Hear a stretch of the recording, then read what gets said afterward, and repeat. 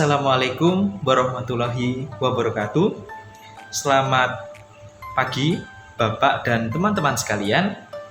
Pada pagi hari ini kami dari kelompok 5 yang beranggotakan Uswatun Hasanah, kemudian Felinda Utami dan saya sendiri Yohanes Bosko Adi Prasetyo.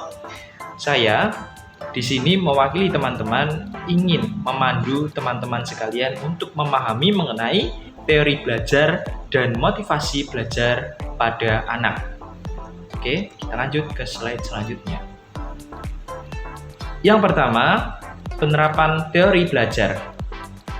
Di dalam penerapan teori belajar ini ada beberapa.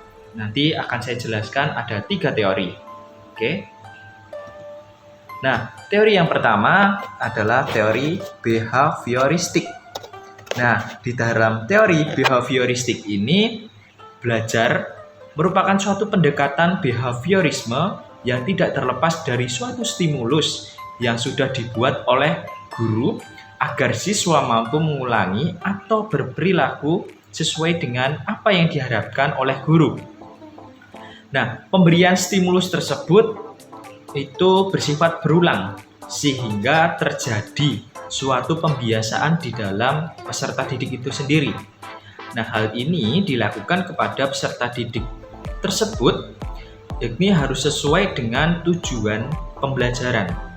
Nah, adanya stimulus tersebut sesungguhnya menjadi suatu perangkat keras agar proses dan hasil belajar tersebut, hasil belajar peserta didik itu bisa dikembangkan sedemikian rupa, namun tetap berada dalam konteks dan tujuan pembelajaran yang sudah ditentukan sebelumnya. Nah, bagaimana sih cara penerapan teori behavioristik? Berikut.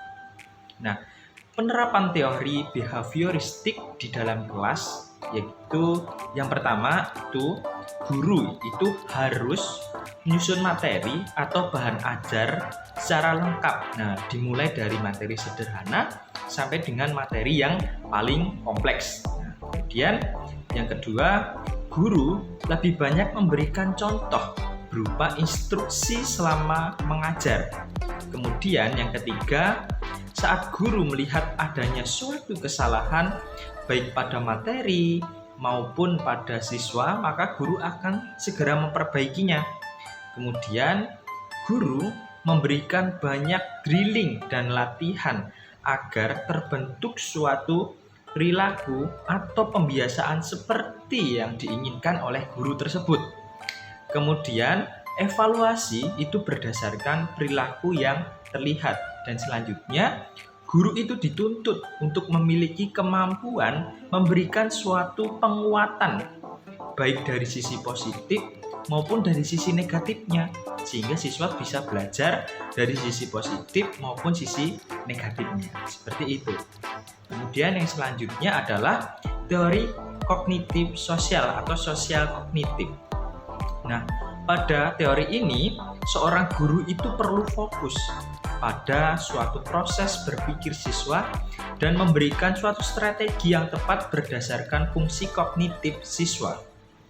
Nah, dalam hal ini siswa dilibatkan dalam berbagai kegiatan seperti memberikan waktu bagi siswa untuk bertanya, kemudian memberikan kesempatan bagi siswa untuk membuat suatu kesalahan dan memperbaikinya, kemudian merefleksikan diri atau meminta siswa, mengajari siswa untuk merefleksikan diri mengenai pemahaman suatu materi yang sudah dipelajarinya.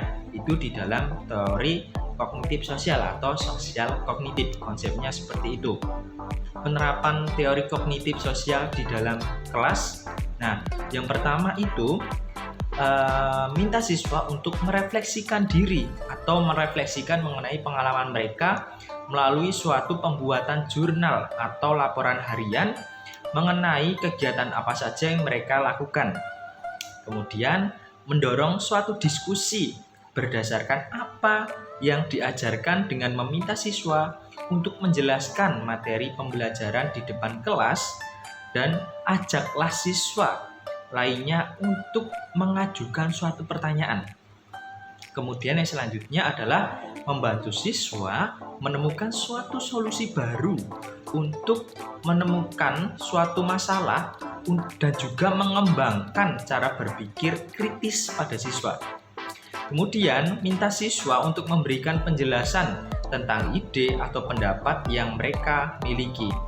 Yang selanjutnya adalah membantu siswa dalam mengeksplorasi dan memahami bagaimana ide-ide tersebut bisa terhubung satu sama lain. Kemudian yang selanjutnya adalah meningkatkan pemahaman dan ingatan siswa melalui penggunaan suatu visualisasi dan permainan di dalam menyampaikan suatu materi. Itu tadi penerapan teori kognitif sosial. Nah, yang selanjutnya adalah penerapan teori konstruktivisme sosial di dalam kelas. Yang pertama, itu adalah mendorong suatu kemandirian dan inisiatif siswa dalam belajar. Kemudian yang kedua, guru mengajukan suatu pertanyaan terbuka dan memberikan kesempatan kepada beberapa siswa untuk merespon. Kemudian yang selanjutnya, yang ketiga, mendorong siswa untuk berpikir tingkat tinggi, high order tinggi skill atau kata lainnya. Kemudian yang selanjutnya adalah siswa yang terlibat secara aktif dalam dialog atau diskusi itu diharapkan untuk terus aktif seperti itu. Nah, kemudian yang selanjutnya yang kelima adalah siswa yang terlibat di dalam pengalaman yang menantang dan mendorong terjadinya suatu diskusi. Dan yang selanjutnya yang keenam, guru menggunakan data mentah atau sumber-sumber utama dan materi-materi yang interaktif seperti itu. Nah, itu penerapan teori konstruktivisme di dalam kelas. Baiklah, selanjutnya saya akan memaparkan bahasan yang kedua terkait model pembelajaran berdasarkan prinsip konstruktivisme. Model pembelajaran ini terbagi menjadi 5. Yang pertama adalah model pembelajaran kooperatif. Model pembelajaran kooperatif merupakan model pembelajaran yang menggunakan sistem pengelompokan tim kecil, yaitu antara 4 sampai dengan 6 orang, yang mempunyai latar belakang kemampuan akademis, jenis kelamin, ras atau suku yang berbeda, sehingga kelompok ini disebut sebagai kelompok heterogen. Selanjutnya, yang kedua, model pembelajaran inquiry learning.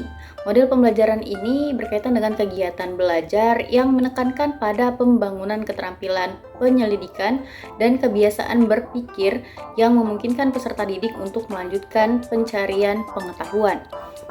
Yang ketiga, pembelajaran kooperatif tipe jigsaw. Pembelajaran kooperatif tipe jigsaw ini merupakan model pembelajaran yang membagi siswa ke dalam beberapa kelompok, lalu secara sistematis memecah kembali kelompok tersebut untuk berdiskusi dengan kelompok anggota lain dalam suatu bagian materi dan kelompok khusus untuk kemudian kembali ke kelompok awal dan menyampaikan hasil diskusinya dengan kelompok khusus tadi. Selanjutnya adalah model pembelajaran kooperatif script. Model pembelajaran kooperatif script ini adalah model pembelajaran yang memungkinkan siswa untuk berpikir secara sistematis dan berkonsentrasi pada pembelajaran. Dan yang terakhir adalah model pembelajaran investigasi kelompok. Model pembelajaran investigasi kelompok ini adalah model pembelajaran kooperatif yang melibatkan siswa secara maksimal dalam kegiatan pembelajaran, mulai dari merencanakan topik-topik yang akan dipelajari, bagaimana melaksanakan investigasinya, hingga melakukan presentasi kelompok dan evaluasi. Baiklah, di sini saya akan menjelaskan cara meningkatkan motivasi peserta didik, motivasi belajar peserta didik. Nah, rencana meningkatkan motivasi tersebut ada beberapa cara. Yang pertama itu ajak bicara siswa dari hati ke hati, di mana rencana ini dapat membantu kita pendidik untuk mengetahui perasaan yang ada di hati para siswa. Nah, juga permasalahan yang sedang dihadapi oleh siswa tersebut, sehingga kita sebagai pendidik ini dapat memahami dan mencoba membantu untuk menemukan solusi yang terbaik untuk permasalahan yang sedang dihadapi para siswa. Nah, yang kedua itu kenali gaya belajar siswa. Nah, untuk mengenali gaya belajar ini, kita dapat membantu para siswa agar mereka bisa memahami materi ajar yang disampaikan oleh pendidik dengan menggunakan gaya belajar yang dimiliki mereka. Nah, untuk selanjutnya itu fokus pada minat. Nah, sesuai dengan kondisi yang dimana itu Robert ini, dimana ia sudah menunjukkan sedikit minat pada minatnya itu, sehingga kita sebagai pendidik dapat membantu untuk lebih memfokuskan diri pada minat yang disukainya. Nah, selanjutnya yaitu kerjasama dengan orang tua para siswa. Untuk kerjasama dengan orang tua para siswa ini, untuk mendapatkan motivasi belajar para siswa, itu perlu ada dukungan dari orang-orang terdekatnya, terutama dari orang tua, dan perlu adanya perhatian terhadap pendidikan yang sedang dijalani anak-anaknya. Dengan demikian, perlu adanya kerjasama antara pendidik dan orang tua siswa untuk kondisi yang dihadapi Robert ini, yaitu tinggal bersama bibinya dan orang tua tidak bisa dihubungi, maka yang akan diajak kerjasama dengan pendidik adalah bibi, karena bibi adalah wali si Robert itu. Jadi itu saja yang bisa saya jelaskan untuk cara meningkatkan motivasi peserta didik